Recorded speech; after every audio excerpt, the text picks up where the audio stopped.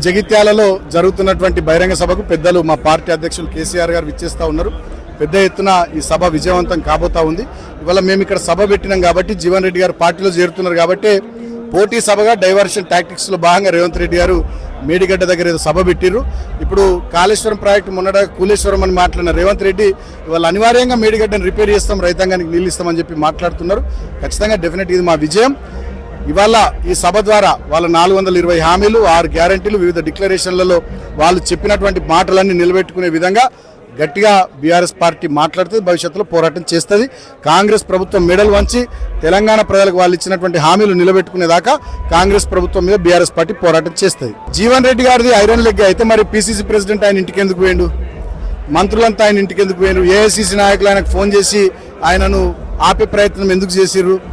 అదేవిధంగా హరీష్ రావు గారు day before yesterday KTR గారు, హరీష్ గారు ఇద్దరు వచ్చారు ఇక్కడికి. మేమందరం జీవన్ రెడ్డి గారి ఇంటికి పోయినాము, ఇక్కడ సభ ఏర్పాట్లు చూసినాము, అదేవిధంగా జిల్లా పార్టీ ఆఫీసులో రివ్యూ చేసుకున్నాము. మా జడ్పీ చైర్మన్ వసంత సురేష్ గారి ఇంటికి పోయి భోజనం కూడా చేసినాము. సో మొన్న అంతా ఇక్కడనే ఉన్నారు కేటీఆర్ గారు, హరీష్ గారు.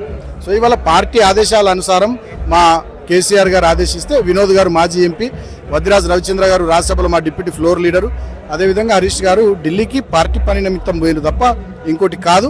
ఈ కాంగ్రెస్ వాళ్ళు ఇక కోడిగుడ్డులో బొక్కలు ఎత్తుకుడు వాళ్ళకి అలవాటే కాబట్టి ఈ రకంగా ఏదో పిచ్చి మాటలు మాట్లాడుతున్నారు తప్ప ఇంకోటి కాదు. అవును, మరి ఇక్కడ స్థానిక ఎమ్మెల్యే సంజయ్ ఈ సభకు మా మెట్పల్లి వైపు నుండి వచ్చేటటువంటి రోడ్డును తవ్వించేటటువంటి చిల్లర ప్రయత్నం చేసిండు. స్కూళ్ళు కాలేజీలకు ఫోన్లు చేసి బస్సులు ఇవ్వద్దని చెప్పి వాళ్ళని బెదిరించే ప్రయత్నం చేసి ఇట్లా అనేక రకాల చిల్లర ప్రయత్నం చేసిండు. నేను సంజయ్ని ఒకటే అడుగుతున్నా, గివన్ ఎందుకండి ఎమ్మెల్యే గారు, నువ్వు మా పార్టీ గుర్తు మీద గెలిచినావు, కారు గుర్తు మీద, చేయి గుర్తు దిక్కుపోయినావు, రాజీనామా చేయి, ఎన్నికలు పట్టుకురా చూసుకుందాం, జైత్యాల ప్రజలు నీ దిక్కుంటారా మా దిక్కుంటారా తెలుసుకుందాం. ఇవన్నీ ఎందుకు చిల్లర పనులని అడుగుతా ఉన్నా సంజయ్ గారిని. మేము కూడా ఆతృతగా ఎదురు చూస్తా ఉన్నాం. సార్ స్పీచ్ ఎట్లుంటుంది అనేది బ్రహ్మాండంగా ఉంటుంది. డెఫినెట్గా కేసీఆర్ స్పీచ్ అంటే ఎట్లుంటుంది మనకు తెలిసిందే కదా, బ్రహ్మాండంగా ఉంటుంది. మేము కూడా ఆసక్తిగా ఎదురు చూస్తున్నాం.